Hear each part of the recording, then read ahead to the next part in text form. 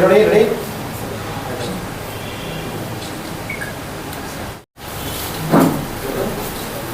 ವಂದನೆಗಳು. ಕರ್ನಾಟಕ ದಲಿತ ಸಂಘರ್ಷ ಸಮಿತಿ ಅಂಬೇಡ್ಕರ್ವಾದ ಏನಿವತ್ತು ರಾಜ್ಯಾದ್ಯಂತ ಅಣ್ಣ ಮಾವಳ್ಳಿ ಶಂಕರ್ ನೇತೃತ್ವದಲ್ಲಿ ಸುಮಾರು ಒಂದು 50,000 ಜನನ ಸೇರಿಸಿ ದಲಿತ ಜನಗ್ರಹ ಸಮಾವೇಶವನ್ನು ಹಮ್ಮಿಕೊಂಡಿದ್ದೀವಿ. ಈ ಸಮಾವೇಶ ಉದ್ದೇಶ ಏನಂತ ಹೇಳಿದರೆ ಭೂಮಿ, ವಸತಿ, ಬ್ಯಾಂಕ್ ಲೋನಿಂಗು, ಉದ್ಯೋಗ ನೇಮಕಾತಿ, ಹಾಸ್ಟೆಲ್ಗಳು ಇವಾಗೆಲ್ಲ ನಮಗೆ ಮಾಡಿಕೊಡ್ಬೇಕು ಅಂತೇಳಿ ಒಂದು ಮೆಮೊರಂಡಮ್ ಇಟ್ಕೊಂಡಿದ್ದೀವಿ. ಆದರೆ ರಾಜ್ಯದ ಮೂಲೆಗಳಲ್ಲಿ ಸಾವಿರಾರು ಜನ ಬರ್ತಾಯಿದ್ದಾರೆ. ಅಂದರೆ ಏನಂತ ಹೇಳಿದ್ರೆ ಸಾವಿರಾರು ಜನ ಬರ್ತಾ ಇರೋದೇನೆಂದರೆ ಏನೂ ಕೆಲಸ ಆಗಿಲ್ಲ ಅಂತ.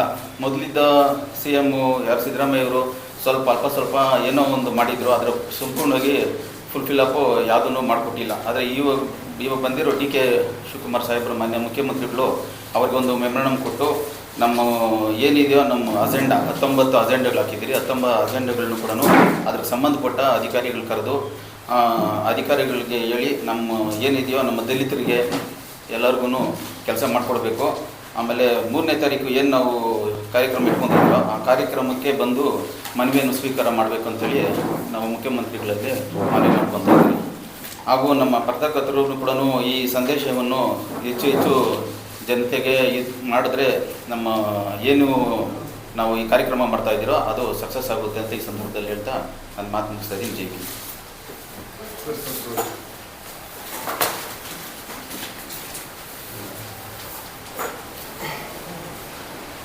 ಈ ಬಂದಿರತಕ್ಕಂಥ ಮಾಧ್ಯಮ ಮಿತ್ರರಿಗೂ, ಪತ್ರಕರ್ತರಿಗೂ, ಛಾಯಾಗ್ರಾಹಕರಿಗೂ ನಾನು ಮತ್ತೊಮ್ಮೆ ಸ್ವಾಗತವನ್ನು ಕೋರ್ತಾ, ಏನು ಕರ್ನಾಟಕ ದಲಿತ ಸಂಘರ್ಷ ಸಮಿತಿ ಅಂಬೇಡ್ಕರ್ವಾದ ರಾಜ್ಯ ಸಮಿತಿಯಿಂದ ದಲಿತ ಜನಾಗ್ರಹ ಸಮಾವೇಶವನ್ನು ದಿನಾಂಕ 3/7/26ರಂದು ಸ್ವತಂತ್ರ ಉದ್ಯಾನವನದಲ್ಲಿ ನಾವು ಕಾರ್ಯಕ್ರಮವನ್ನು ಮಾವಳ್ಳಿ ಶಂಕರ್ಜಿಯವರ ನೇತೃತ್ವದಲ್ಲಿ ಹಮ್ಮಿಕೊಳ್ಳಲಾಗಿದೆ. ಈ ಕಾರ್ಯಕ್ರಮದ ಉದ್ದೇಶ ಏನಂತ ಹೇಳಿದ್ರೆ, ಏನು ದಲಿತ ಚಳವಳಿ 70ರ ದಶಕದಲ್ಲಿ ಆರಂಭ ಆಯಿತು, ಅದು ಅನೇಕ ವಿ ಕೃಷ್ಣಪ್ಪನವರ ನೇತೃತ್ವದಲ್ಲಿ ಆರಂಭ ಆದಂಥ ಚಳವಳಿ ಮೊದಲದು ಅಸ್ಪೃಶ್ಯತೆ, ದೌರ್ಜನ್ಯ, ಕೊಲೆ, ಅತ್ಯಾಚಾರ, ಇದರ ಪರವಾಗಿ ಅನೇಕ ಹೋರಾಟಗಳನ್ನು ಅದು ಸುಮಾರು 5 ದಶಕಗಳ ಕಾಲ ನಡೆಸ್ಕೊಂಡು ಬಂದಿತ್ತು. ಆದ ನಂತರ ಏನು ಈ ಸಮುದಾಯಗಳಿಗೆ, ದಲಿತ ಸಮುದಾಯ, ಹಿಂದುಳಿದ ಅಲ್ಪಸಂಖ್ಯಾತರಿಗೆ ಆ ಮಾನವ ಹಕ್ಕುಗಳನ್ನು ಮತ್ತೆ ಮೂಲಭೂತ ಸೌಕರ್ಯಗಳನ್ನು, ಮೂಲಭೂತ ಹಕ್ಕುಗಳನ್ನು ನೀಡ್ತಕ್ಕಂಥ ಒಂದು ವಿಚಾರದಲ್ಲಿ ನಿರಂತರವಾಗಿ ಬಿ ಕೃಷ್ಣಪ್ಪನವರ ನೇತೃತ್ವದಲ್ಲಿ ಹೋರಾಟವನ್ನು ಮಾಡ್ಕೊಂಡು ಬಂದಿತ್ತು. ತದನಂತರ ಏನು ಸುಮಾರು 2-3 ದಶಕಗಳಿಂದ ಮಾವಳ್ಳಿ ಶಂಕರ್ಜಿಯವರ ಅವರ ನೇತೃತ್ವದಲ್ಲಿನ ಈ ಚಳವಳಿ ಈ ರಾಜ್ಯದ ಎಲ್ಲ ಜನಪರ ಯೋಜನೆಗಳನ್ನು ಜಾರಿ ಮಾಡ್ತಕ್ಕಂಥ, ಮೂಲಭೂತ ಹಕ್ಕುಗಳನ್ನು ಈ ಜನರಿಗೆ ತಲುಪಿಸ್ತಕ್ಕಂಥ ಒಂದು ಕಾರ್ಯವನ್ನು ದಲಿತ ಚಳವಳಿ ಆರಂಭಗೊಂಡಿತ್ತು. ಬಟ್ ಏನಂತ ಹೇಳಿದ್ರೆ, ಈಗ ನಮ್ಮ ಚಳವಳಿ ಎಷ್ಟು ಹೋರಾಟವನ್ನು ಮಾಡಿದ್ರು ಕೂಡ ಅದು ನಮಗೆ ಸಿಗ್ಬೇಕಾಗಿರ್ತಕ್ಕಂಥ ಪಾಲು, ಭೂಮಿ ಆಗಿರ್ಬೋದು, ವಸತಿ ಆಗಿರ್ಬೋದು, ಆಮೇಲೆ ನಮ್ಮ ಮೇಲೆ ನಡೀತಕ್ಕಂಥ ದೌರ್ಜನ್ಯ, ಕೊಲೆ, ಅತ್ಯಾಚಾರ ಮತ್ತೆ ಶೋಷಣೆ, ಅಸ್ಪೃಶ್ಯತೆ ಅಂತಕ್ಕಂಥದ್ದು ಇವತ್ತು ಕೂಡ ನಮ್ಮನ್ನ ಕಾಡ್ತಕ್ಕಂಥ ಒಂದು ವಿಷಯ ಆಗಿರೋದ್ರಿಂದ ನಮ್ಮನ್ನ ಆಳುವ ಸರ್ಕಾರಗಳಿದ್ದಾವೆ, ರಾಜಕೀಯವಾಗಿ ನಮ್ಮನ್ನು ಬಳಸ್ಕೊಳ್ತವೆ. ರಾಜಕೀಯದ ಸಂದರ್ಭದಲ್ಲಿ ನಮ್ಮನ್ನ ಏನ್ ಬೇಕೋ ನಿಮ್ಗೆಲ್ಲೋ ಆ ಸೌಕರ್ಯಗಳನ್ನ ಮತ್ತೆ ನಿಮ್ಮ ರಕ್ಷಣೆಯನ್ನು ನಾವು ಮಾಡ್ತೀವಿ ಅಂತಕ್ಕಂಥ ಮಾತನ್ನ ನಮ್ಮ ಚಳವಳಿಗಳ ಜೊತೆಲಿ ಆಡ್ತವೆ. ಅದಾದ ನಂತರ ನಮಗೆ ಬರ್ತಕ್ಕಂಥ ಯೋಜನೆಗಳಿಗಾಗಲಿ, ನಮಗೆ ಕೊಡ್ತಕ್ಕಂಥ ಹಣವನ್ನಾಗಲಿ ಅವು ನಮಗೆ ಬಿಡುಗಡೆ ಮಾಡೋದಕ್ಕಾಗಲಿ ಅಥವಾ ನಮ್ಮನ್ನು ಪೋಷಣೆ ಮಾಡೋದಕ್ಕಾಗಲಿ ಅವು ಹಿಂಜರಿತವೆ. ಕಾರಣ ಏನಂತ ಹೇಳಿದ್ರೆ, ನಮಗಿರ್ತಕ್ಕಂಥ ರಾಜಕೀಯದ ಅಸ್ತಿತ್ವ ಇಲ್ಲದೆ ಇರೋದ್ರಿಂದ ನಮ್ಮನ್ನು ಒಡೆದಾಡುವ ನೀತಿ, ನಮ್ಮ ಚಳವಳಿಗಳನ್ನ, ನಮ್ಮ ಸಮುದಾಯಗಳನ್ನ ರಾಜಕೀಯವಾಗಿ ಒಡೆದಾಳುವ ನೀತಿಯನ್ನ ಅನುಸರಿಸ್ತಕ್ಕಂಥದ್ದು ಅದು ನಡೆದು ಬಂದಿರ್ತಕ್ಕಂಥ ಒಂದು ದೊಡ್ಡ ಇತಿಹಾಸ ಇದೆ. ಸೊ ಹಾಗಾಗಿ ನಾವು ಏನು ಈ ಭೂಮಿಯವರಿಗೆ ವಸತಿಯನ್ನು ಕೊಡಬೇಕು, ಮತ್ತೆ SCP TSP ಹಣವನ್ನ ಬೇರೆ ಯೋಜನೆಗಳಿಗೆ ಬಳಸಬಾರ್ದು. ಮತ್ತೆ ಏನು ನಮ್ಮ ಮೇಲೆ ನಡೀತಕ್ಕಂಥ ಅಟ್ರಾಸಿಟಿ ಕಾಯ್ದೆ ದುರ್ಬಲಗೊಳಿಸ್ತಕ್ಕಂಥ ಒಂದು ಕಾಯ್ದೆ ಇದೆ, ಅದನ್ನು ದುರ್ಬಲಗೊಳಿಸ್ತಕ್ಕಂಥ ಒಂದು ವ್ಯವಸ್ಥೆಯನ್ನ ಈ ರಾಜ್ಯ ಸರ್ಕಾರಗಳಾಗಿರ್ಬೋದು, ಸಂಬಂಧಪಟ್ಟ ಪೊಲೀಸ್ ಇಲಾಖೆ ಮತ್ತೆ ನ್ಯಾಯಾಂಗಗಳು ನಮಗೆ ನಿರಾಕರಣೆಯನ್ನು ಮಾಡ್ತಕ್ಕಂಥದ್ದು ನಮ್ಮ ಶೋಷಣೆಗೆ ಕಾರಣ ಆಗಿರ್ತಕ್ಕಂಥದ್ದು. ಮತ್ತೆ PTCL ಕಾಯ್ದೆ ಏನಿದೆ, ಆ PTCL ಕಾಯ್ದೆ ಕೂಡ ಇವತ್ತು ಬಲಹೀನಗೊಳ್ತಾ ಇದೆ. ಕಾರಣ ಏನು ಅಂತ ಹೇಳಿದ್ರೆ, ಅದಕ್ಕೆ ಒಂದು ಕಾಯ್ದೆ, ರಾಜ್ಯ ಸರ್ಕಾರ ಒಂದು ಕಾಯ್ದೆ ಇದೆ, ಆದರೆ ನ್ಯಾಯಾಲಯಗಳಲ್ಲಿ ನಮ್ಮ ವಿರುದ್ಧ ತೀರ್ಪು ರೂಪವನ್ನು ಬರ್ತಾ ಇರ್ತಕ್ಕಂಥದ್ದಿದೆ. ಸೊ ಆ ಕಾಯ್ದೆಯನ್ನ ಬಲಗೊಳ್ಳೋದಕ್ಕೆ ರಾಜ್ಯ ಸರ್ಕಾರ ಅದೇನು ಹೈಕೋರ್ಟ್ ಅಲ್ಲಿ ಕೇಸ್ ನಮ್ಮ ವಿರುದ್ಧವಾಗಿ ಬಂದಿದೆ, ಅದನ್ನ ಸುಪ್ರೀಂ ಕೋರ್ಟ್ ಅಲ್ಲಿ ಒಂದು ಒಳ್ಳೆ ವಕೀಲರನ್ನ ನೇಮಿಸಿ ಅದನ್ನ ವಾದ ಮಾಡ್ಬೇಕಂತಕ್ಕಂಥ ಒಂದು ಯೋಜನೆಗಳಾಗಿರ್ಬೋದು. ಮತ್ತೆ ಇವತ್ತು ಏನು ಮಾವಳ್ಳಿ ಶಂಕರ್ಜಿ ಅವರ ನೇತೃತ್ವದಲ್ಲಿ ಸುಮಾರು 28 ಜಿಲ್ಲೆಗಳಲ್ಲಿ ನಮ್ಮ ಸಂಘಟನೆ ಸಕ್ರಿಯವಾಗಿದೆ. ಸೊ 28 ಜಿಲ್ಲೆಗಳಿಂದ ಮತ್ತೆ ತಾಲೂಕುಗಳಿಂದ ಗ್ರಾಮ ಘಟಕಗಳಿಂದ ಸಾವಿರಾರು ಸಂಖ್ಯೆಯಲ್ಲಿ ಅವತ್ತು ನಮ್ಮ ಸ್ವಾತಂತ್ರ್ಯ ಉದ್ಯಾನವನದಲ್ಲಿ ನಾವು ಬಂದು ಸೇರಿ ನಮ್ಮ ಹಕ್ಕೊತ್ತಾಯಗಳನ್ನ ಸುಮಾರು 19 ಹಕ್ಕೊತ್ತಾಯಗಳನ್ನ ನಾವು ರಾಜ್ಯ ಸರ್ಕಾರಕ್ಕೆ ಕೇಳಿದ್ದೀವಿ. ಆ 19 ಹಕ್ಕೊತ್ತಾಯಗಳನ್ನ ರಾಜ್ಯ ಸರ್ಕಾರ, ಈ ರಾಜ್ಯದ ಮುಖ್ಯಮಂತ್ರಿಗಳಾಗಿರ್ತಕ್ಕಂಥವರು ಡಿ.ಕೆ. ಶಿವಕುಮಾರ್ ಅವರು ನಮ್ಮನ್ನ ಮಾವಳ್ಳಿ ಶಂಕರ್ ಅವ್ರನ್ನ ಕರೆದು ನಮ್ಮ ಜೊತೆ ಚರ್ಚಿಸಿ ನಮ್ಮ ಸಮಸ್ಯೆಗಳನ್ನ ಬಗೆಹರಿಸ್ತಕ್ಕಂಥ ಕೆಲಸವನ್ನ ಮಾಡಬೇಕು. ಅವರು ಅಕಸ್ಮಾತ್ ಏನಾದ್ರು ಅವ್ರು ನಮ್ಮನ್ನ ಕಡೆಗಣನೆ ಏನಾದ್ರು ಮಾಡಿದ್ರೆ ಅವ್ರಿಗೆ ಏನು ನಮ್ಮ ಸಹಕಾರವನ್ನ ಕೊಟ್ಟಿದ್ವಿ, ಈ ಸರ್ಕಾರ ಹೇಗೆ ಬಂತು, ಸಿದ್ದರಾಮಯ್ಯನವರ ನೇತೃತ್ವದ ಸರ್ಕಾರ ಬಂದಿದ್ದರು ಹೇಗೆ, ನಮ್ಮ ದಲಿತ ಚಳವಳಿ ಏನು ಒಂದು ಕೋಮುವಾದಿ ಜಾತಿವಾದಿ ಬಂಡವಾಳಶಾಹಿಗಳು ಅಧಿಕಾರದಲ್ಲಿ ಇರಬಾರ್ದು ಅಂತಕ್ಕಂಥ ಒಂದು ವಿಚಾರವನ್ನ ಇಟ್ಕೊಂಡು ಅವತ್ತು ಮಾವಳ್ಳಿ ಶಂಕರ್ಜಿ ಅವರದ್ದು ಯಾರ್ಯಾರು ಬಂದು ಕಾಂಗ್ರೆಸ್ ರಾಜಕೀಯದ ನಾಯಕರುಗಳು ಮಾತಾಡಿದ್ರು ಅವರೆಲ್ಲ ಕೂಡ ಇವತ್ತು ಮತ್ತೆ ನಮ್ಮನ್ನ ಕಡೆಗಣನೆ ಮಾಡಿರ್ತಕ್ಕಂಥದ್ದು ನಮ್ಮ ಗಮನಕ್ಕೆ ಬಂದಿದೆ. ಸೊ ನಮಗೆ ತಲುಪತಕ್ಕಂಥ ಹಣ ಏನಿದೆ, ನಮಗೆ ಬಳಸ್ತಕ್ಕಂಥ TSP SCP ಅಥವಾ ವಿದ್ಯಾರ್ಥಿಗಳಿಗೆ ಹಾಸ್ಟೆಲ್ಗಳ ಪರಿಸ್ಥಿತಿ ಏನಿದೆ, ಇವೆಲ್ಲವೂ ಕೂಡ ನಮ್ಮ ವಿರುದ್ಧ ಇವತ್ತು ಹೊಡೆದಾಡುವ ನೀತಿಯನ್ನ ಸರ್ಕಾರ ಅನುಸರಿಸ್ತಾ ಇದೆ. ಸೊ ಹಾಗಾಗಿ ಏನು ನಮ್ಮ ಬೇಡಿಕೆಗಳಿದಾವೆ, ನಮ್ಮ ಹಕ್ಕೊತ್ತಾಯಗಳಿದಾವೆ, ಅವು ನಮ್ಮನ್ನ ಅವ್ರು ಕರೆದು ಬಗೆಹರಿಸ್ತಕ್ಕಂಥ ಕೆಲಸವನ್ನ ಮಾಡಬೇಕು.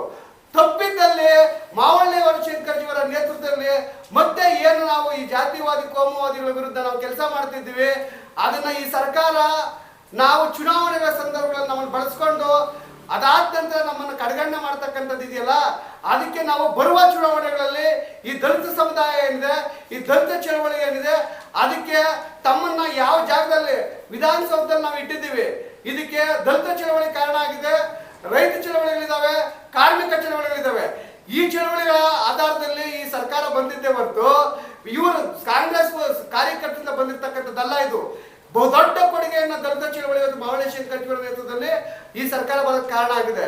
ಸೊ ಹಾಗಾಗಿ ಈ ಹಕ್ಕೊತ್ತಾಯಗಳನ್ನ ನಾವು ಮಾಡ್ತಿದ್ದೀವಿ.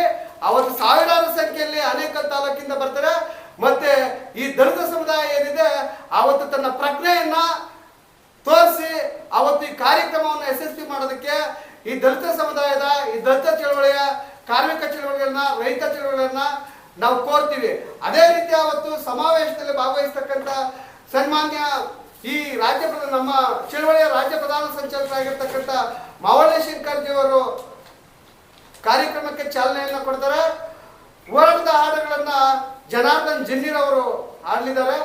ಅದೇ ರೀತಿ ನಮ್ಮ ಜೊತೆ ಉಪಸ್ಥಿತಿ ಇರ್ತಕ್ಕಂಥ ಅವತ್ತು ಬಂದು ನಮ್ಮ ಮುಖ್ಯ ಅತಿಥಿಗಳಾಗಿ ಭಾಗವಹಿಸ್ತಾ ಇರ್ತಕ್ಕಂಥವ್ರು ಮೂಡ್ನಕಾಡು ಚಿನ್ನಸ್ವಾಮಿ ಪ್ರಗತಿಪರ ಚಿಂತಕರು, ಕವಿಗಳು ಕೂಡ ಹೌದು, ಅವ್ರು ನಮ್ಮ ಒಟ್ಟಿಗೆ ಇರ್ತಾರೆ. ದರ್ಶನ್ ಪುಟ್ಟಣ್ಣಯ್ಯ ಮೇಲ್ಕೋಟೆಯ ಶಾಸಕರಾಗಿರ್ತಕ್ಕಂಥ ಕೂಡ ಅವರು ನಮ್ಮ ಜೊತೆ ಅವತ್ತು ಬಂದು ಕಾಡ್ಕೊಳ್ತಾರೆ. ಕೆ ಪ್ರಕಾಶ್ ಇರ್ತಕ್ಕಂಥ CPM ನ ಅವರು ಕಾರ್ಯಕರ್ತರಿದ್ದಾರೆ, ಮುಖಂಡರಿದ್ದಾರೆ, ಅವರು ಕೂಡ ನಮ್ಮ ಜೊತೆ ಒಟ್ಟೊಟ್ಟಿಗೆ ಇರ್ತಾರೆ.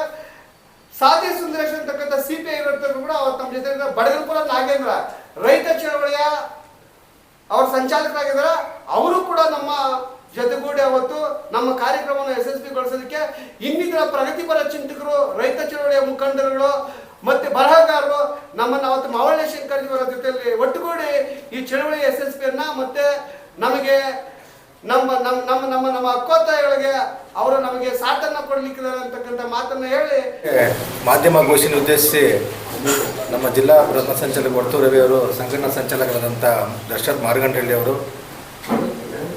ಸಭೆಯ ಅವತ್ತಿನ ಜನಾಗ್ರಹ ಸಮಾವೇಶದ ಹಕ್ಕೊತ್ತಾಯಗಳ ಬಗ್ಗೆ ಮತ್ತು ರಾಜ್ಯಾದ್ಯಂತ ಏನಿವತ್ತು ಅಂಬೇಡ್ಕರ್ ವಾದದ ಕಾರ್ಯಕರ್ತರು ಭೀಮಸೇನ ನಿಲ್ತಾರೆ, ಇವತ್ತು ಬೆಂಗಳೂರಲ್ಲಿ ಅವತ್ತು ನೀಲಿಮಯ ಆಗುತ್ತೆ, ಅದರ ಪೂರ್ವಕವಾಗಿ ಈಗಾಗಲೇ ಅನೇಕ ವಿಚಾರಗಳನ್ನು ಪ್ರಸ್ತಾಪ ಮಾಡಿದ್ದಾರೆ.